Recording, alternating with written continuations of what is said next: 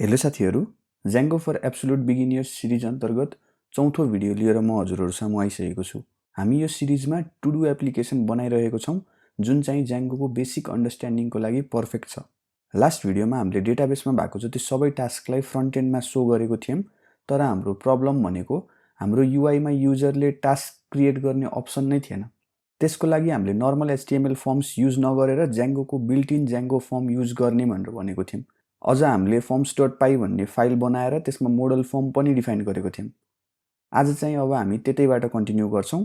सुरु गर्नुभन्दा पहिला लास्ट भिडियोको फर्म्स बनाउँदाको कोडमा सानो मिस्टेक रहेछ, त्यो हाइलाइट गर्छु म।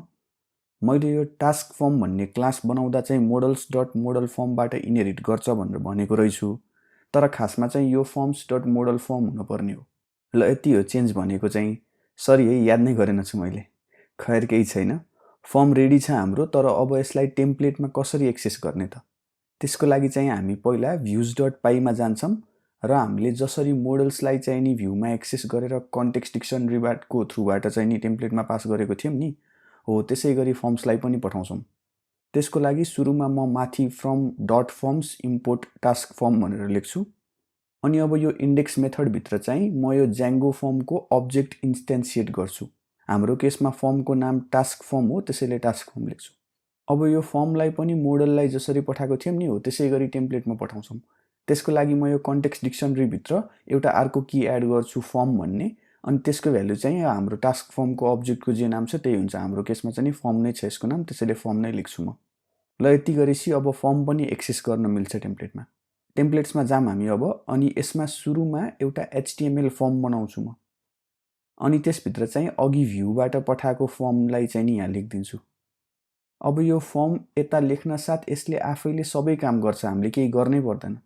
एकपटक फाइललाई सेभ गरेर सर्भर स्टार्ट गरौँ, अनि त्यसपछि चाहिँ ब्राउजरमा गएर हेरौँ है त। हेर्न सक्नुहुन्छ हाम्रो डेटाबेसमा भएको टाइटल र कम्प्लिटेड वाला फिल्ड आफै देखाएको छ।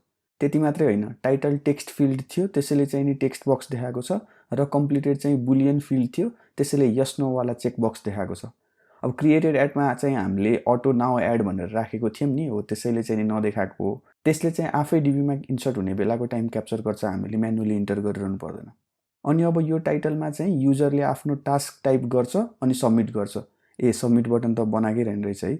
ठिकै छ, टेम्प्लेटमा जाम फेरि, अनि त्यसमा चाहिँ म एउटा सिम्पल इनपुट ट्याग हालिदिन्छु जसको टाइप चाहिँ सबमिट हुन्छ, अनि अहिलेको लागि नेम इक्वल्स टु यतिकै एउटा क्रिएट टास्क भनेर लेखिदिन्छु। ल अब ब्राउजरमा हेर्ने हो भने एउटा सबमिट बटन पनि आइसकेको छ, हेर्न सक्नुहुन्छ। अब UI राम्रो छैन थाहा छ मलाई, तर अब अहिलेको लागि यति चल्छ। यो कम्प्लिटेड पनि देखाउनु पर्दैन खास गरी हामीले, किनभने टास्क क्रिएट गर्ने बेलामा कसैले पनि कम्प्लिटेड भनेर टिक त गर्दैन नि हैन। पछि अपडेट गर्ने बेलामा सायद कम्प्लिटेड भनेर टिक गर्छ होला, त्यसैले अब यसलाई क्रिएट गर्दा हैन पछि अपडेट गर्दा चाहिँ देखाउनु पर्छ। त्यसैले अहिलेको लागि चाहिँ नि टाइटल मात्र सो गरौँ। त्यसको लागि पनि त्यस्तो धेरै केही मेहनत गर्नु पर्दैन। यो फर्म भन्ने भेरिएबल जुन लेखेको छौं नि हामीले, हो यो हाम्रो फर्मको अब्जेक्ट हो, त्यसैले मैले डट लेखेर टाइटल लेखिदिएँ भने यसले टाइटल मात्रै सो गर्छ। ल हाम्रो फर्म त बन्यो, तर अब अहिले यसमा हामीले केही टाइप गरेर सबमिट गर्यो भने हेर्न सक्नुहुन्छ केही पनि हुँदैन, किनभने हामीले हाम्रो फङ्क्सनालिटी लेखेको नै छैन। त्यसैले चाहिँ अब पहिला यसको फङ्क्सनालिटी लेखौँ। युजरले यता केही लेखेर सबमिट गर्न साथ हामीलाई त्यो टास्कलाई चाहिँ नि डेटाबेसमा सेभ गर्नु छ हैन त। यो जुन युजरले देखिरहेको छ यो हाम्रो फ्रन्ट एन्ड हो, यसलाई क्लाइन्ट भन्दा पनि हुन्छ। अनि हामीले जे जति लजिक लेखेको छौं नि भ्यूमा, अनि हाम्रो मोडल्सहरु भयो हैन, यिनीहरु चाहिँ हाम्रो ब्याक एन्ड हो, जसलाई चाहिँ सर्भर भन्दा पनि हुन्छ। अब युजुअली ठुलो एप्लिकेसनमा चाहिँ नि क्लाइन्ट र सर्भरको कोड छुट्टा छुट्टै हुन्छ हैन, तर हाम्रो सानो प्रोजेक्ट हो र बिगिनियर्सको लागि हो, त्यसैले चाहिँ नि एकै ठाउँमा छ। अब यो फर्ममा युजरले केही टाइप गरेर सबमिट प्रेस गर्यो भने क्लाइन्टले सर्भरलाई यो डेटा पठाउनु पर्छ सुरुमा हैन त। अनि सर्भरले त्यो डेटालाई भ्यालिडेट गर्छ ठीक छ कि नै भनेर, अनि बल्ल डेटाबेसमा एड गर्छ। अनि त्यसपछि नेक्स्ट टाइम युजरले ब्राउजरमा हेर्दा फेरि क्लाइन्टले सर्भरसँग डेटाबेसमा भएको टास्कहरु माग्छ र डिस्प्ले गर्छ। यही नै हो सिम्पल वर्कफ्लो यसको। र लास्ट भिडियोमा मैले भनेको थिएँ नि सर्भरमा डेटा एड वा अपडेट गर्नलाई चाहिँ नि पोस्ट मेथड युज हुन्छ भनेर, त्यसैले यो फर्ममा चाहिँ हामीले मेथड इक्वल्स टु पोस्ट भनेर लेख्छौं। अनि यसमा एक्सन भन्ने अर्को एट्रिब्युट डिफाइन गर्नुपर्छ, जसले चाहिँ यो सबमिट बटन प्रेस गर्दाखेरि चाहिँ डेटालाई कता सेन्ड गर्ने भनेर भन्छ। अहिलेको लागि चाहिँ म बेस URL मै पठाइदिन्छु, त्यसैले चाहिँ स्ल्याश मात्र लेखिदिन्छु। हामी अहिले urls.py मा गएर हेर्ने हो भने बेस URL मा हामीले इन्डेक्स फंक्सन कल गरेको छौं भनेर देख्न सकिन्छ। भनेपछि युजरले ब्राउजरमा सबमिट गर्न साथ सबै डेटा यही इन्डेक्स फंक्सनमा आउँछ यो रिक्वेस्ट भन्ने अब्जेक्टमा। अब यो इन्डेक्स फंक्सन त सबभन्दा सुरुमा हामीले मोडलबाट डेटा शो गर्न युज गर्यौं, त्यसपछि फेरि फर्म पनि शो गर्न युज गर्यौं र अहिले आएर युजरले सबमिट गरेको डेटालाई डेटाबेसमा स्टोर गर्न पनि यही फंक्सन युज गर्न लागेको छौं। भनेपछि डेटा फेच गर्न लागेको हो कि स्टोर गर्न लागेको हो भनेर कसरी छुट्याउने त?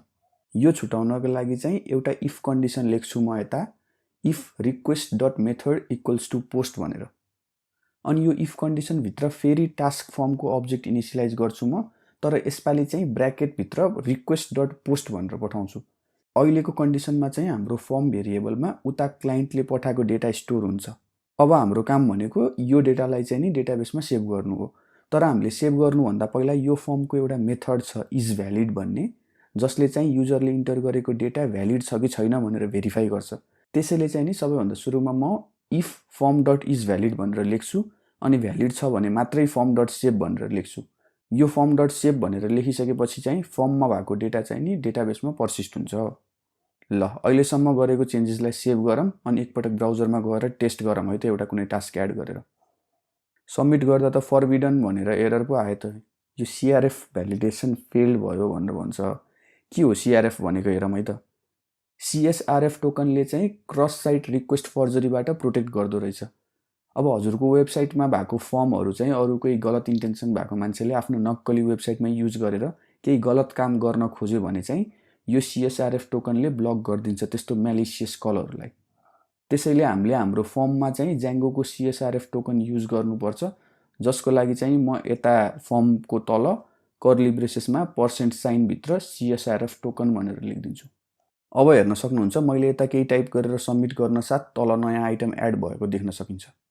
कन्फर्मेसनको लागि एकपटक Djangoको एडमिन साइटमा गएर हेर्दा हुन्छ, अघि क्रिएट गरेको अब्जेक्ट देख्न सकिन्छ त्यहाँ पनि। ल टास्क क्रिएट गर्ने काम त राम्रोसँग चलिरहेको छ, तर अझै एउटा झन्झट भनेको यो नयाँ टास्क क्रिएट भइसकेपछि पनि यता माथि चाहिँ फर्ममा त्यही पुरानै कुरा देखाइरहेको छ के। अब फेरि सबमिट क्लिक गर्ने हो भने फेरि अर्को इन्ट्री क्रिएट भइदिन्छ, अथवा रिफ्रेश गर्ने हो भने फेरि फर्म सबमिट गर्ने कि नै भनेर कन्फर्मेसन आउँछ। यो गलत हो, यस्तो हुनु हुँदैन। हैन भने पेज रिफ्रेश गर्दा हरेक पल्ट पोस्ट कल हुन्छ, जसले गर्दा चाहिँ हरेक पल्ट नयाँ इन्ट्री एड हुन्छ डेटाबेसमा। त्यसैले अब यसलाई ठिक गरौँ है त। पहिला त यो एडमिन साइटमा गएर म यो डुप्लिकेट डेटाहरूलाई डिलिट गरिदिन्छु। ल अब त्यो अघि भनेको प्रब्लमलाई ठिक गर्नको लागि चाहिँ हामीले के गर्न मिल्छ हेरौँ है त। यो फर्म हामीले डेटाबेसमा सेभ गरिसके पछाडि त हाम्रो काम सकिहाल्यो। त्यसैले अब यो तलको स्टेटमेन्टहरू एक्जिक्युट गर्नुको सट्टा चाहिँ हामी यताबाट फेरि होम पेजमा रिडाइरेक्ट गरिदिने।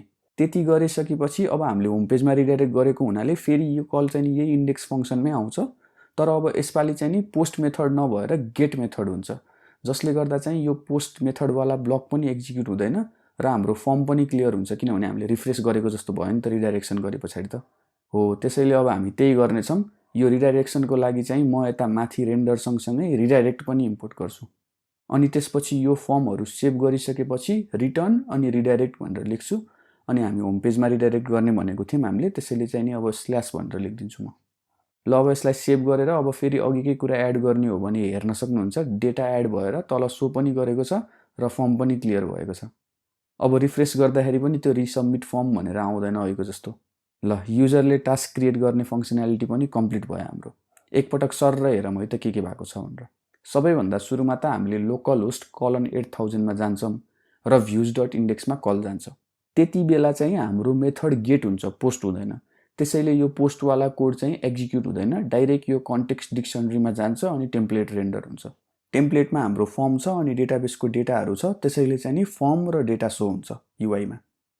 अब हामीले फर्ममा केही टाइप गरेर सबमिट गर्यौं भने चाहिँ हाम्रो फर्मको मेथड पोस्ट भएको हुनाले र हाम्रो एक्सनमा चाहिँ नि हामीले स्ल्यास लेखेको भएर यो युजरले टाइप गरेको डेटा फेरि views.index मै जान्छ, तर अब यसपालि चाहिँ मेथड पोस्ट हुन्छ, जसले गर्दा चाहिँ यो फर्ममा भएको भ्यालु चाहिँ नि डेटाबेसमा सेभ हुन्छ।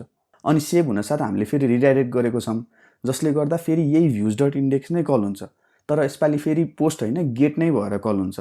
त्यसैले फेरि यो इफ ब्लक एक्जिक्युट हुँदैन, डाइरेक्ट यो कन्टेक्स्ट डिक्सनरी बनाएर टेम्प्लेट रेन्डर हुन्छ। हो यही हो फ्लो चाहिँ। सायद तपाईहरुले बुझ्नु पनि भयो होला। अहिलेको कन्डिसनमा चाहिँ हाम्रो एप्लिकेसनमा युजरले टास्क क्रिएट गर्न मिल्छ र युजरले क्रिएट गरेको टास्क तल लिस्टमा हेर्न पनि मिल्छ। अब टास्क कम्प्लिट भए पछाडि त त्यसलाई डिलिट गर्न पनि मिल्न पर्यो नि होइन। डिलिट भन्दा पनि खास गरी त्यसलाई क्रस गरेको चाहिँ नि राम्रो होला सायद होइन। त्यसैले डिलिट होइन क्रस चाहिँ नि गर्न मिल्न पर्यो। त्यसको लागि युजरले पार्टिकुलर टास्कलाई चाहिँ एडिट गरेर कम्प्लिटेड भन्ने भेरिएबललाई ट्रु सेट गर्न मिल्न पर्यो, जसले गर्दा चाहिँ त्यो टास्क कम्प्लिटेड हुन्छ। ल ठिकै छ, अहिलेको लागि चाहिँ यो क्रिएट टास्कसम्म सकाउनु हजुरले। यो एडिट फङ्सनालिटी चाहिँ हामी नेक्स्ट भिडियोमा हेर्छौँ। प्र्याक्टिस गर्नु होला, जति प्र्याक्टिस गरे त्यति सजिलो लाग्दै जान्छ है। अब यसो इन्टरनेटमा गएर सिम्पल ज्याङ्गोको प्रोजेक्टहरूको कोड हेरेर बुझ्न खोज्नु, अनि नबुझेदेखि गुगल गर्नु, अनि बल्ल सिकिन्छ क्या। अनि केही डाउट भए तल कमेन्टमा वा डिस्कर्ड जोइन गरेर सोध्न पनि सक्नुहुन्छ हजुरहरूले। भिडियोलाई लाइक र सेयर चाहिँ गरिदिनु होला, होइन भने इन्थुजियाजम हराएर जान्छ होइन। अनि च्यानललाई सब्सक्राइब पनि गरिदिनु होला। यति भन्दै यो भिडियोको यतिसरी गर्न गइरहेको छु। Happy coding.